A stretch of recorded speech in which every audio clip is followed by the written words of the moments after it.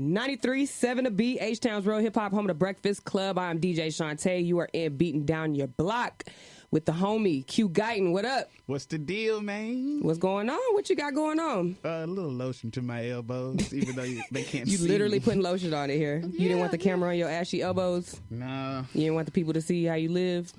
They probably should, though. I'm rugged out here in these streets, B. Hey, it's hard out here. It's heat. Dry your skin out. For real. So what's up? Thank you for coming by. What you got going on? A lot, man. I got several things. I don't even know where to start. I'm actually nervous. What you want me to start Don't with? be nervous. You used to this. Come on now. I know, but not, on this You're level. a star. I'm Stop here playing. With you're a baby celebrity, you know what I'm saying? I'm in a baby celebrity environment. I'm feeling like, you know what I'm saying? It's new for me. Hey, get used to it. Cool. Well, I got a lot of music. I put out my most recent endeavor is the media block, of course. Congrats on that. That's huge right now. Like, everybody's been working with y'all on that. Y'all got a dope spot. Thank you. Definitely Thank you. working out of there. Yeah, and for those who don't know, I guess the media block is a multimedia complex that really accommodates a lot of things that artists like myself need in the underground industry and overground as well. So just a little bit about it. It has a podcast rental space, a PR firm inside of the building, inside the complex, so you can come and talk to Deja Vu PR. Shout out to Deja Vu. Shout out to y'all. I do music videos, and commercials and a lot of graphic design. So that's where I house most of my my technical work for myself in order to make a living. And then, of course, we have our event space, which is multifaceted area. You can do photo shoots there, video shoots, small listening parties, intimate concerts, fashion shows, birthday parties. You got a one-stop shop. You know what I'm saying? So like, how did this come about? I feel like y'all came out of nowhere and was like, oh, we got a new business, we got a whole new building, we got everything. Like, was this something that you were working towards or like you were saving up for? How did this happen? Well, ultimately, I knew I was going to have to get to a studio of some sort because I was shooting videos and I was renting studio spaces throughout Houston and feeling like I was just spinning my wheels as far as much money I was spending to rent and gain off of videos. Right. So I knew I needed a studio, but once I started to build a floor plan of what I wanted out of a studio business, I started to feel like I could use the studio for multiple purposes. So I feel like it just kind of exploded from a small idea to a big idea because of all of the people who I network with, be it DJs like you know everybody. Media. Yeah, I know and a lot everybody of people, needs your services. Right. So I do a lot of that's the good stuff. thing.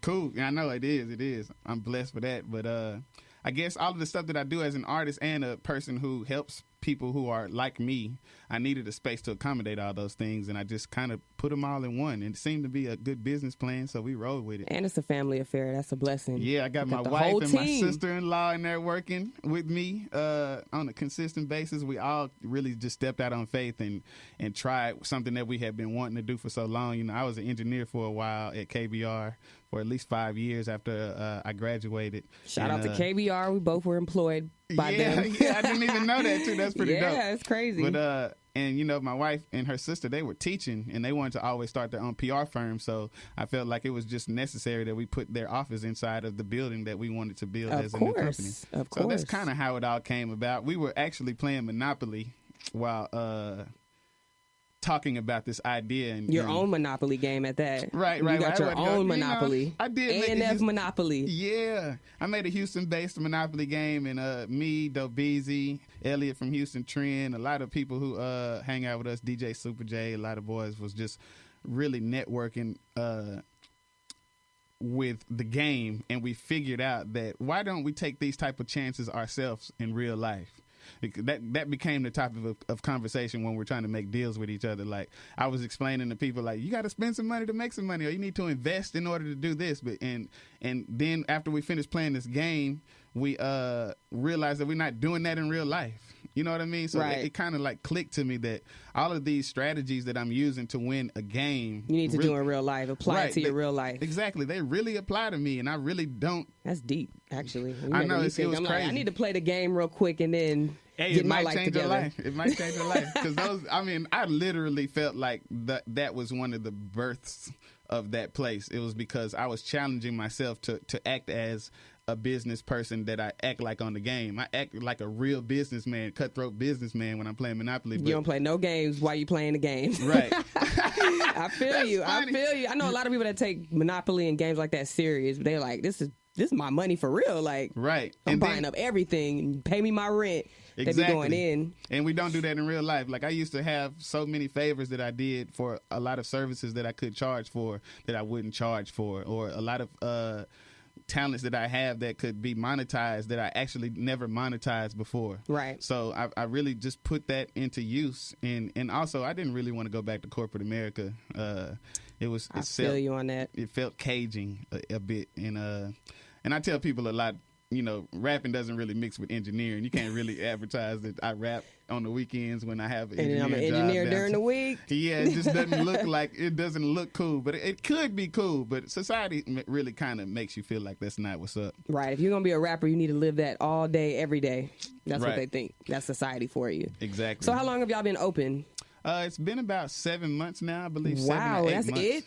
Yeah, and y'all took off like right away. You know what's so crazy? It kind of scared me when we did open because we had this idea in August, and then I literally got with the twins and we went to go get a business loan at the bank, and it got approved, and then we found a place within a month. So it was like, oh my goodness, we really have to start. Yeah, building you this really right got to now. do this. Right. So it was like crazy how we got up and running, and then a lot of people, you know, they don't know the struggles that go behind that. Like when you get a loan, you have to worry about paying the loan back every month, as well as Definitely. making the money for whatever business that you are going to start. And we got a $50K loan, and we ended up spending the majority of that $50K before we actually got into business. It took a lot of money to make the place look really dope. So it kind of put a little pressure on us to really do well as a business immediately.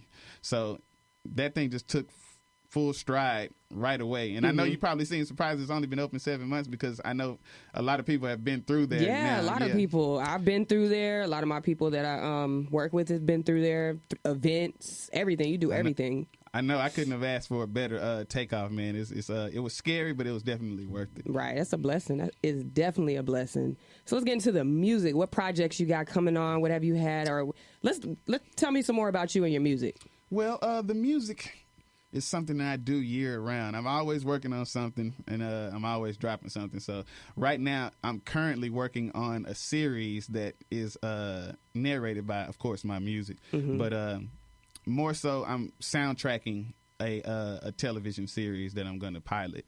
It's called Social Reality, and I'm just going to base it off of how people act in real life versus how they act in social reality. I think it's real funny the way people really swap. Same way that people do in Monopoly. But yeah. I know there's a lot of people out here that know they're somewhat of a victim of it, but some situations are just hilarious to where it's comedic, to where you act a certain way on social media, and then in real life you really take all of that off and chill. So I'm just going to do a play on that, and then let my music be a soundtrack for the series. Okay. So that's the album that I'm working on. That's dope. Let me get a cameo in there. Of course. You know I like to try to holler at you for all, yeah, all the definitely, stuff, man. definitely. I mean, you know, I was already in one of your movies. You know, let's talk about that real quick. Rumination. That was actually crazy. Thank you. I feel like I've grown so much since Rumination too. Like, you know, we did Cold Summer first. You came to that too. Oh yeah, definitely. Shout out to Doe Beezy. Shout out to Doyo. And I just felt like I've been learning how to make visuals come together better theoretically. You're like super talented with that. Like you do like some crazy movie like Universal Studios type stuff in your videos. That's crazy. Yeah, and I've been trying to just convert it over to, you know, the actual film side instead of being so music heavy. Even though I still, you know, I love music at heart, and that's the reason why the soundtracks will have me on them. But I feel like I've really gotten more interested in how to make a dope concept really look good, like a Boys in the Hood or a Paid in Full or something like that. Definitely. I'm looking for something classic. And so I don't really consider Cold Summer and Rumination to be classics, because I feel like we were still inching our way to figure out what. So you bigger and better now. I feel like it. You know, okay. I feel like it. You know, shout out to Rumination and everybody involved. But I feel like I've grown to the point to where I know, okay, this is what it takes sonically. This is what it takes by sound. This is what it takes by storyline. Like, I feel like I got that part figured out to where it won't be a miss this time. So that's really just where I'm at, I guess. I don't know. I kind of. Oh, well, I'm looking forward to it, definitely, and I'm sure a lot of your fans are too. So as far as the music, I know you've been around for a long time. Tell us who you've worked with, projects. Man, I work with some pretty big people.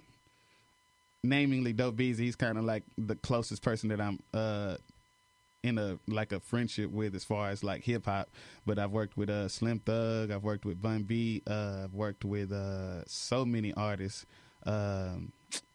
Ben Wade, shout out to him. He's the person who produces the majority of all of my dope. music. Shout out Ben Wade. Yeah, Charity Yvonne, she's a great producer that helps me as well. Robert, the keyboard player who plays with me when I go live. What other hip hop artists have I worked with? I don't even know. Notable people, maybe not so much famous people, but I've got Brianna McCole, Buddy Rose. Shout out Brianna, she's one of my faves. Her voice is crazy. McCole, I know that. That's why I was saying I wish we could have played that one. But I know, technical difficulties, y'all. But please believe you can find all his music, videos, everything on the blog. Make sure y'all check that out. For sure. But it's been a whole bunch of people, man. My favorite person that I've worked with so far would probably be Doe, because me and him really mesh well on y'all music. Creative minds together, just I feel like it created a dope vibe. But hopefully, I can work with everybody, man. I'm really open to just work with whoever. So so as far as like you said, you want to work with other people. Who do you aspire to work with? Like, who is somebody big that you would be like, I have to do something with this person? Have to? Oh my gosh! Jay-Z. That's probably Jay-Z. Okay. Jay-Z. I really want to work with Jay. I'd love to work with Ye. There's so many people, man. I love to work with Nas, Scarface. One of my biggest artists that I would love to work with that I didn't mention first should have been Jill Scott. A lot of people don't know. Really? Jill Scott? I definitely wouldn't have thought that. Man, but I can see it though, definitely. Yeah, she's got that, and Erykah Badu. They both have a vibe that really suits who I am as an artist, but I'm not a singer. I like their style mixed with what I might add to the song. So I feel like that might be a dope collab for me. So I really hope I get to meet those young ladies. And I'm sure you will, definitely. And speaking of vibe, like tell us how do you describe the vibe or your sound? How do you describe that? I feel like it changes with my life. When I drop a tape, it usually reflects where I'm at mentally, socially, and lyrically. And I feel like that vibe just depends on how happy I am in life. But usually it's a positive vibe these days. But if you date back maybe about 5 years ago when I was making Blue Heart, it was a little bit more dark because I felt like there was a lot going on that I didn't understand in hip hop. And I was trying to figure out what it is that a person needs to do to break through. So I know a lot of that reflected in my music. And also relationships with people who seemed like they were down for whatever and they weren't. I was reflecting on who's around me, my surroundings, and friendships that really meant something versus, just regular life stuff. Right. But for the most part, I feel like my vibe is a cool, laid back, smooth groove R&B / hip hop mix. Okay. I definitely can hear all of that, everything that you named in there. You kind of you got like a little freestyle flow going on too. Like, how do you talk about that? You bring back like the old school freestyles. Because I feel like I'm a fan of the old school hip hop sound, though that isn't my dominant characteristic as an artist. I can bring that part out just because I'm such a big fan of it. But at heart, I feel like it's the other vibe. But I do have that freestyle jump out and sounds gangster, but I'm not really talking about no gangster activities. You just rhyme your ass off. I know that. You be making stuff rhyme. Thank you. So you put stuff together, I'll be like, oh, okay, yeah. All right. It makes you really think, like, honestly. Thank you. It's dope, though. I hope to make music that people can always go back and reflect on, man. I've been thinking about, the words that I say more closely now that I have a son, of course. And I just need to know that I'm doing something that has a purpose that lasts long. I want to be able to play my music and be able to sit anywhere and feel like I'm comfortable with what I said in front of anyone. I don't ever want to feel like I got to hide inside of my music and I can't talk about it to you or anybody, you know what I'm saying, because I'm ashamed of what I said. So I feel like that's the most important thing to me now is to be authentic in what I'm saying and not just putting words together because they sound cool. Right. I feel like that got old. Yeah. And it may have just gotten old to me because I do like all the stuff that don't make no sense too. Like I turn up to whatever, you know what I'm saying? But I feel like it just got. That's what the music is these days. Like none of the stuff makes sense at all, but it just sounds good. It's got a good melody or a beat, and I feel like it's always been like that too, though. I mean, it's just worse now, and it's more noticeable now. It's like they don't care anymore. Like you can say blah blah blah, the shit sounds good. Then you Gucci. It's crazy. Yeah, it's crazy. But I mean, I still like the majority of it, though, man. I feel like I've gotten a better understanding of what it means to people now that I'm older, because I used to love some of the songs that didn't make any sense back in the day. I used to love them to death, and it was really the melody and the vibe that it puts you in. You can hear a song that doesn't have any English on it, and you might like that vibe and that sound of that song. Right. So does it really matter then what they're saying if you're not really listening to lyrics? That's true. You're really just listening. Because I'm more of when I listen to music, I listen to the melody and the beat more than I listen to the words. I may listen to a song 20 times and then go back and finally listen and be like, oh, they said that? Exactly. Oh, they were talking about that? Exactly. I wasn't even paying attention to that beat either went too hard or like I just messed with the song. Like I really liked it, but that's so. Considering that, you know that the vibe takes precedence over the lyrics, and it's just a bonus when somebody can come back and give you value with the lyrics as well. I feel like that's just where I can excel as an artist. You can go back and vibe to it, and then if you actually want to listen to the words one day, maybe I did something that was that can spark something in your brain that makes you think about something cool. Inspiration, for sure. Yeah. Dope. All right. Well, tell us how we can follow you, Q Guyton. What social platforms are you on? At QG Fresh on Instagram. You could probably just stop there and follow me there because I don't post nowhere else. You don't do nothing else? No Facebook, no Twitter? You're not a tweeter? Not really. I mean, I tried to get into it because I feel like it's a necessity for an artist like myself. But the more I learn about social media platforms and the IT side of things, I know that it just matters to the audience where you do the best. Right. Do you the best on the platform that you do it the best on. Exactly. And people will come there for you eventually if you're dope enough. And that's just what I'm going to stick to. I agree. Do you have a website or anything? TheMediaBlock.com. Exactly. You better plug that. Yes, ma'am. Y'all check out The Media Block. Any needs you have, studio time, podcasts, everything he named, photo shoots, gaming. I see you do gaming in there too. Yeah. Well, it's not actually me, but I mean, it's a place where people who want to throw gaming tournaments can the big throw screen, games. Yeah, the we got all Nintendo kind 64 of stuff set up. Yeah, I saw that the other day. I want it to be like a big media place to where people can really just come pull up and feel confident about the things that they do entrepreneurial wise in media and just have a good feeling at that spot. So hopefully we evolve to what I have envisioned for it. And you will. I'm sure you took off in 7 months already, and it's already a big deal. So I can only imagine 2 and 3 years from now. So I know, it's crazy. Congrats to you about that. You know, good luck to y'all. I'm happy for you. Thank you. You know, man. just hook me up. Thank you for having me, man. I'm so. Of course, no, I'm glad to have you. You know, I just definitely want to use this platform to highlight dope people in the city, like people that are doing things and nobody really knows or they don't get the recognition that they need. Right. And so that's what I'm here for. That's dope because a lot of artists are complaining about that here. Yeah. And I know that you, since I've known you've been one of the coolest people I know. And you don't discriminate. You keep it funky. And I know you support people. You support me. And I know I'm not popular. So I know that that's You're dope. popular. You are popular. Well, I mean, you know, social media popular. But I mean, I can recognize the authenticity of what you do. Yeah, definitely. So this is a great opportunity for everybody, I feel like. Heck yeah. Let's get it. Appreciate you coming through, Q Guyton. This is Beatin' Down Your Block, 93.7 The Beat, DJ Shante. See y'all next time.